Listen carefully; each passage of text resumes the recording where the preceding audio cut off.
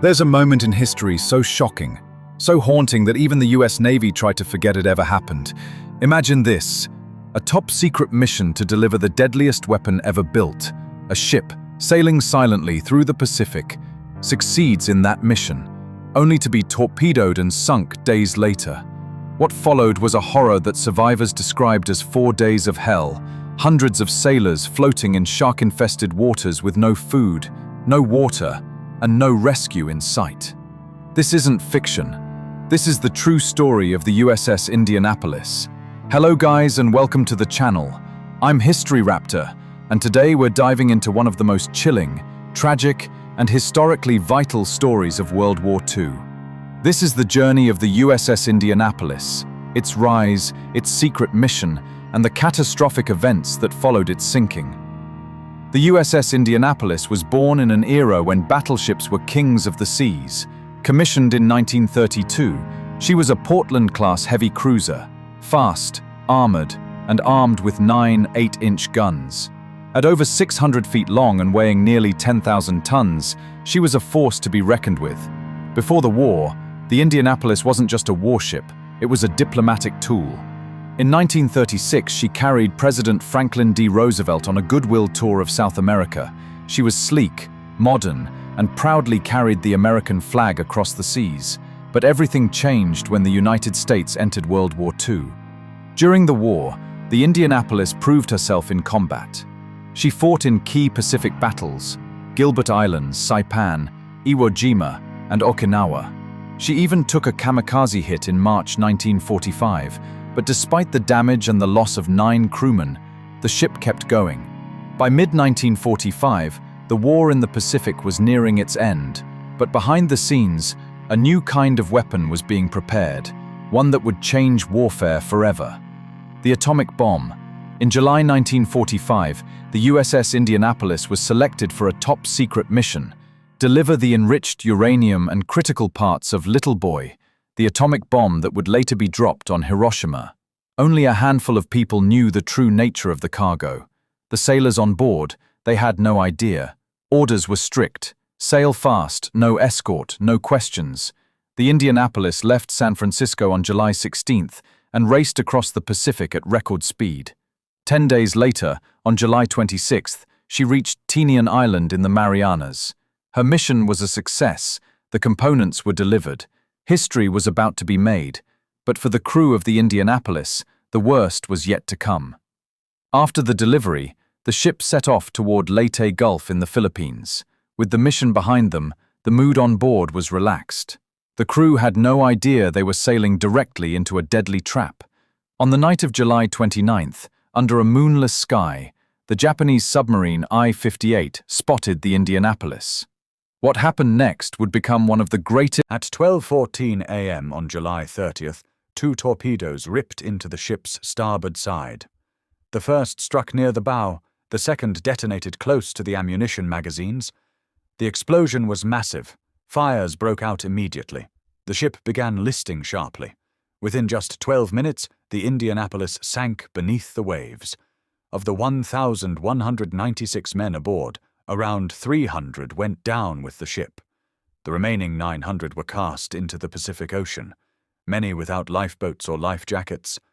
But the nightmare had only begun. Floating in the dark, open Pacific, the survivors of the Indianapolis were dazed, injured, and desperate. Some were badly burned, others were bleeding, and most had no fresh water, no food, and little protection from the sun or the sea. At first they clung to hope. They believed rescue would come quickly. After all, the Navy had to know the ship was overdue. Right? Wrong? The Indianapolis had been sailing under radio silence. There was no distress signal, and its expected arrival wasn't being tracked closely. Days passed, and no one came. As the sun rose, the survivors began to realize their situation. They were alone, drifting. The Pacific was their prison, and death was closing in. Over the next 4 days, what happened in those waters became one of the most horrifying survival stories in naval history. Dehydration set in. The sun scorched their skin. Some drank seawater out of desperation, which only made them sicker. Hallucinations and madness followed. Men began to turn on each other, some succumbing to the sea after losing their grip on reality. But perhaps the most terrifying enemy of all was circling beneath them: sharks. The survivors reported relentless attacks by oceanic white-tip sharks. The predators were drawn by the blood, the movement, the chaos. Men were pulled under in front of their friends, never to surface again. Some survivors formed groups, clinging to rafts. Others floated alone. No matter where they were, the danger was the same: water, sun, sharks, and time running out. 4 days after the Indianapolis went down, on August 2nd, salvation finally came, but not because the Navy was looking. A U.S. Navy patrol plane happened to be flying a routine mission when the pilot spotted something strange in the water: oil slicks, movement, and bodies. The pilot radioed for help and dropped a life raft. A nearby seaplane was dispatched. Lieutenant Adrian Marks, the pilot, defied orders and landed his plane on the open ocean, something extremely dangerous, just to rescue as many men as he could. He loaded survivors onto the wings and fuselage, saving 56 lives himself. Finally, the Navy launched a rescue operation. Ships arrived and began pulling men from the sea.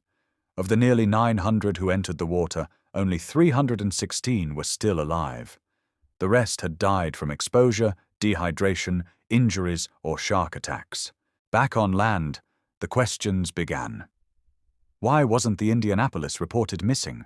Why did it take 4 days to discover the disaster? The Navy's response was to point fingers.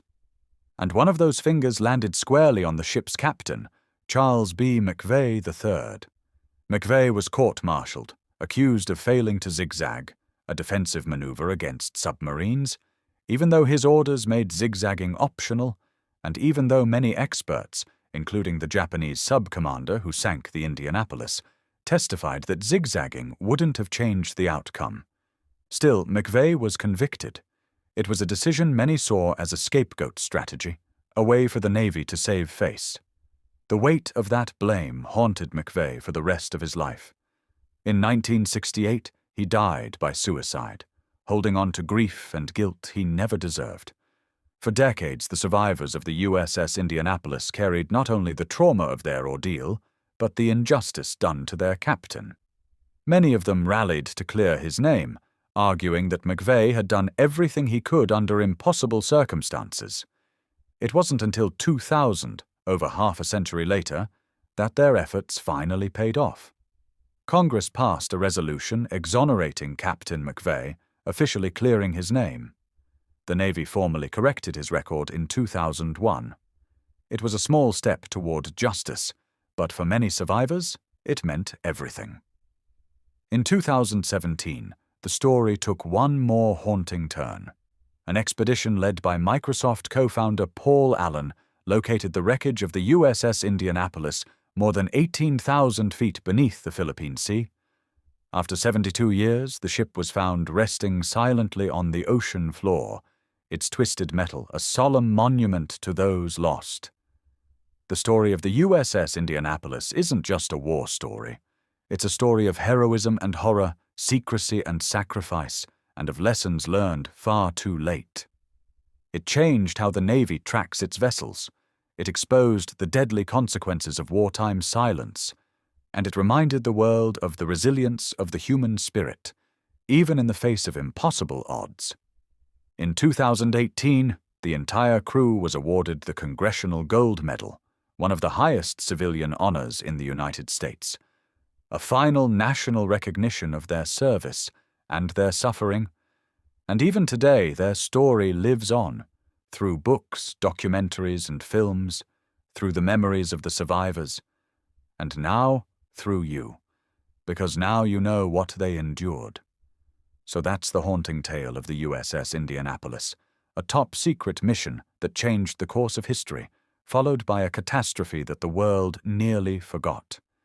If this story moved you, don't let it fade into silence.